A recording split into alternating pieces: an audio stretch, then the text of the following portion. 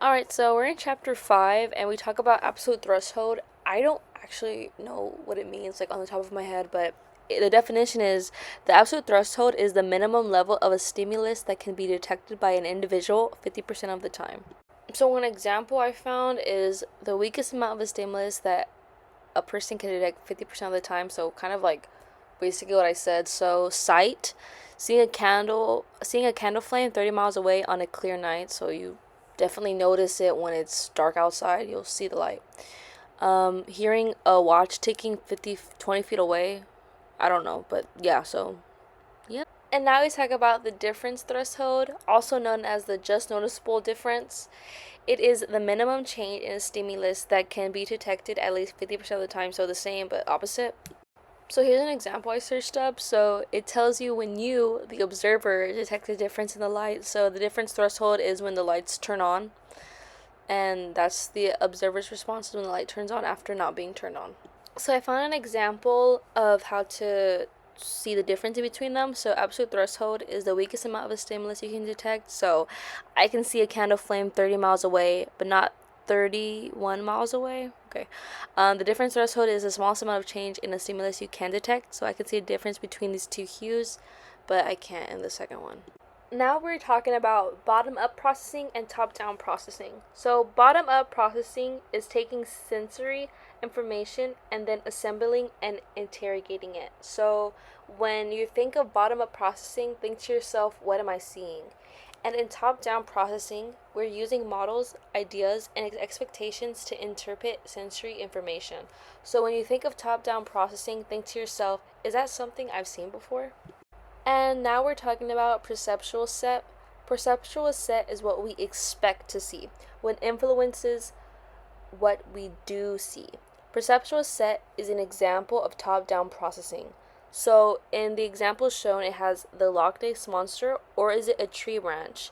And in the clouds, is it flying saucers or is it clouds?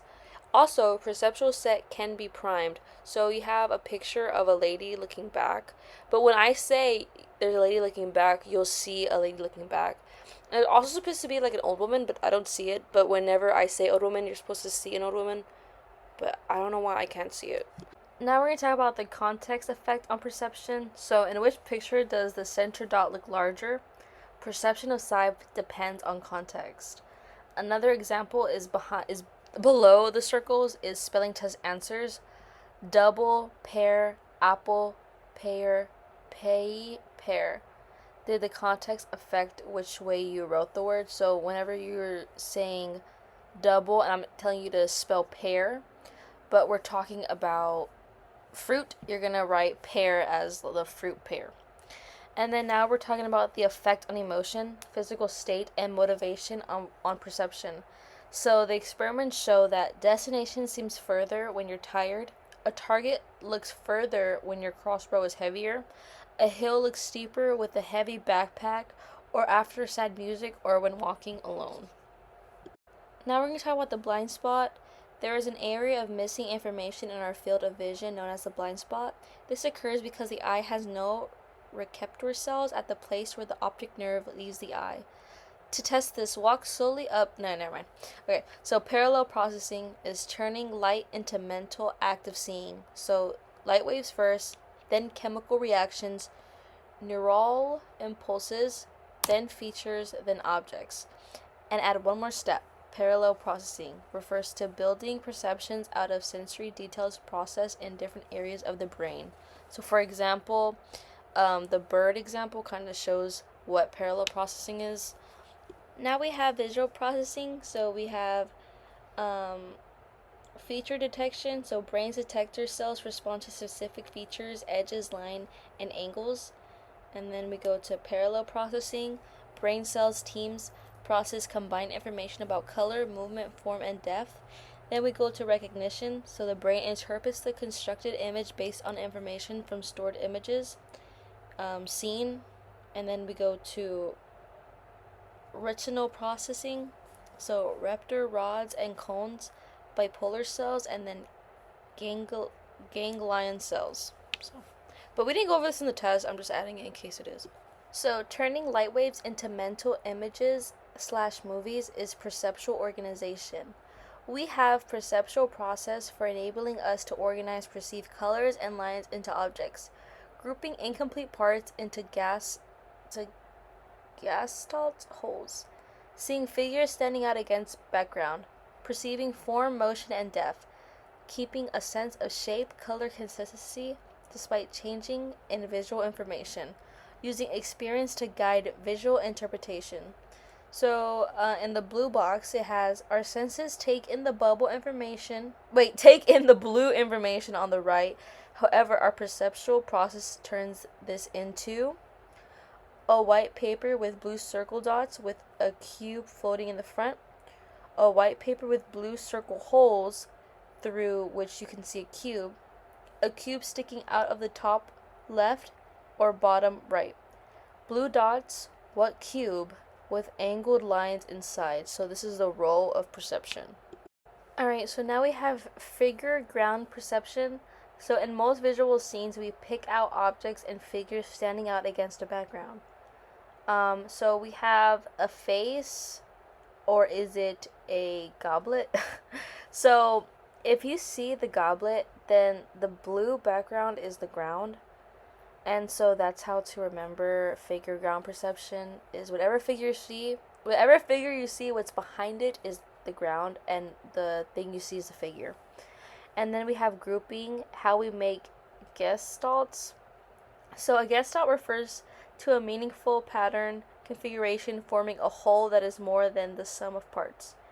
3 of the ways we group visual information into wholes are proximity, continuity, and closure. So proximity is the line ones, which, like, honestly, I don't know how to explain it with the. I only know how to explain the closure. So, like, since there's no.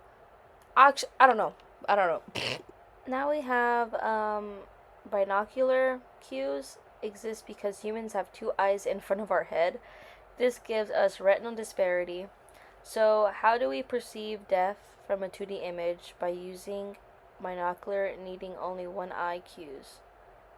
So binocular cues interposition, which is the image of the horse behind the trees, is interposition. When one object appears to block the view of another, we assume that the blocking object is in position between our eyes and the background object.